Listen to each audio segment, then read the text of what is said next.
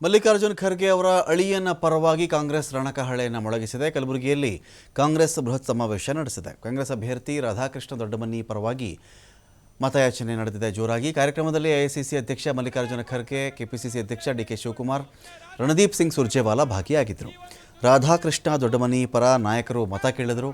ಮೋದಿ ನಮಗೆ ಮೋಸ ಮಾಡ್ತಾ ಇದ್ದಾರೆ ಅಂತ ಖರ್ಗೆ ವಾಗ್ದಾಳಿ ಮಾಡಿದರು.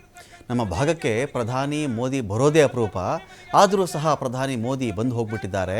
ಮೋದಿ ಬಂದು ಹೋಗಿ ನಮ್ಮ ಭಾಗಕ್ಕೆ ಏನಪ್ಪ ಕೊಟ್ಟರು? ಮೋದಿ ಬಂದರು, ರೋಡ್ ಶೋ ಮಾಡಿದ್ರು, ಸಮಾರಂಭ ಮಾಡಿದ್ರು, ಹೇಳಿದ್ದೆ ಹೋಗಲಿದ್ದೆ. ನಮ್ಮ ಭಾಗಕ್ಕೆ ಏನು ಮಾಡಿದ್ರು? ನಿಮಗೇನಪ್ಪ ಕೊಟ್ಟರು? ನಾವು ಈ ಭಾಗದ ಅಭಿವೃದ್ಧಿ ಬಗ್ಗೆ ಭೇಟಿಯಾದಾಗಲೆಲ್ಲ ಕೇಳಿದ್ದೀನಿ. ದೆಹಲಿ ಮಾದರಿಯಲ್ಲಿ ಈ ಕಲಬುರಗಿ ಭಾಗಕ್ಕೆ ಒಂದು ಏಮ್ಸ್ ಆಗಬೇಕು, ದೊಡ್ಡ ಆಸ್ಪತ್ರೆ ಆಗಬೇಕು ಕೇಳಿದ್ರೆ ಇಲ್ಲಿವರೆಗೂ ಕೂಡ ನಮಗೆ ಅದನ್ನು ಮಾಡಿಕೊಡ್ಲಿಲ್ಲ. ನರೇಂದ್ರ ಮೋದಿ ಅವರಿಗೆ ನಮ್ಮ ಮೇಲೆ ಏನು ಸಿಟ್ಟಿದೆಯೋ ಗೊತ್ತಿಲ್ಲ. ಜಮೀನಿದೆ, ಕಟ್ಟಡ ಇದೆ, ಸೌಲಭ್ಯ ಕೊಡ್ತೀವಿ ಎಲ್ಲ ಹೇಳಿದ್ದೀವಿ, ಏಮ್ಸನಲ್ಲಿ ಕೊಡುವಂಥ ಕೆಲಸ ಮಾತ್ರ ಅವ್ರು ಮಾಡಿಲ್ಲ. ನನ್ನ ಮೇಲೆ ಸಿಟ್ಟಿರಬೇಕು ಅವ್ರಿಗೆ. ನಾವು ನಮ್ಮ ಗ್ಯಾರಂಟಿಗಳನ್ನು ಒಂದೊಂದಾಗಿ ತಲುಪಿಸ್ತಾ ಇದ್ದೀವಿ ಅಂತ ಕೂಡ ಖರ್ಗೆ ಅವರು ಮಾತಾಡಿದ್ದಾರೆ. ಬಿಜೆಪಿ ಸರ್ಕಾರ 10 ವರ್ಷ ಕೆಲಸ ಮಾಡ್ತಾ ಇದೆ. ಆದ್ರೆ 10 ವರ್ಷದಲ್ಲಿ ನಮಗ್ ಸಿಕ್ಕಿದ್ದೇನು? ನಮ್ಮ ಭಾಗಕ್ಕೆ ಕೊಟ್ಟಿದ್ದೇನು? ನಮ್ಮ ಆರ್ಟಿಕಲ್ 371J ನಾವು ಮಾಡಿದ ಮೇಲೆ ಅದಕ್ಕೆ ಅನುಷ್ಠಾನ ಏನ್ ಕೊಟ್ರು ಕೇಂದ್ರದವರು? ಯಾವ ಪ್ರಗತಿ, ಯಾವ ಫ್ಯಾಕ್ಟರಿಗಳು, ಯಾವ ಕೆಲಸಗಳು, ಇನ್ಫ್ರಾಸ್ಟ್ರಕ್ಚರ್ ಈ ಭಾಗಕ್ಕೆ ಕೊಟ್ಟಿದ್ದಾರೆ ಅಂತಕ್ಕಂಥದ್ದು ತೋರಿಸ್ಬೇಕು. ನಮ್ಮ ಮಾಮೂಲಿಯಾಗಿ ನಡೆದಂತ ಕೆಲಸನೂ ಅವರು ಸ್ಟಾಪ್ ಮಾಡಿದ್ರು. ನಮ್ಮ ಬೋಗಿ ಫ್ಯಾಕ್ಟರಿ ನಿಂತೋಯ್ತು.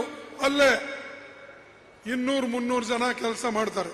ನಾನಲ್ಲಿ ಕನಿಷ್ಠ ಅಂದ್ರೆ 2,000 ಜನರಿಗೆ ಕೆಲಸ ಕೊಡಬೇಕು ಅಂತ ಅದು ಪ್ರಾರಂಭ ಮಾಡಿದ್ದು ಯಾದಗಿರಿದಲ್ಲಿ.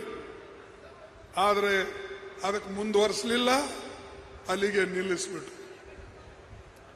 ಅದೇ ರೀತಿಯಾಗಿ ಕೆಲವು ಬದಲಾವಣೆಗಳನ್ನ ಈ ಭಾಗಕ್ಕೆ ಮಾಡಬೇಕು ಅಂತ ಹೇಳಿ ನಾನು ಪ್ರಧಾನಮಂತ್ರಿಗೆ ಭೇಟಿಯಾದಾಗ ಅವರು ಯಾವಾಗಲೂ ಸ್ವಲ್ಪ ನಮಗೆ ಭೇಟಿ ಆಗ್ತಿರ್ತಾರೆ. ಅವಾಗ ನಮ್ಮ ಕಲ್ಯಾಣ ಕರ್ನಾಟಕಕ್ಕೆ ಒಂದು ಶುಭ ಗಳಿಗೆ ಇವತ್ತು ಪ್ರಾರಂಭ ಆಗ್ತಾ ಇದೆ.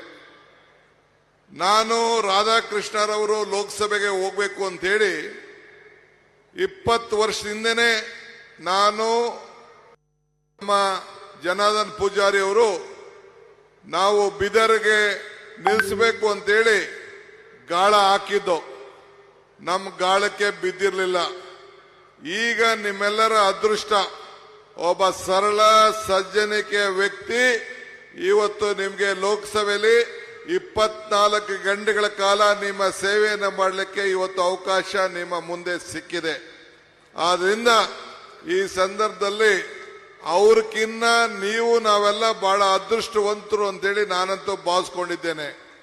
ಇವತ್ತು ಈ ಎಲೆಕ್ಷನ್ನು ಮಲ್ಲಿಕಾರ್ಜುನ್ ಖರ್ಗೆ ಅವ್ರಿಗೆ ಅವರು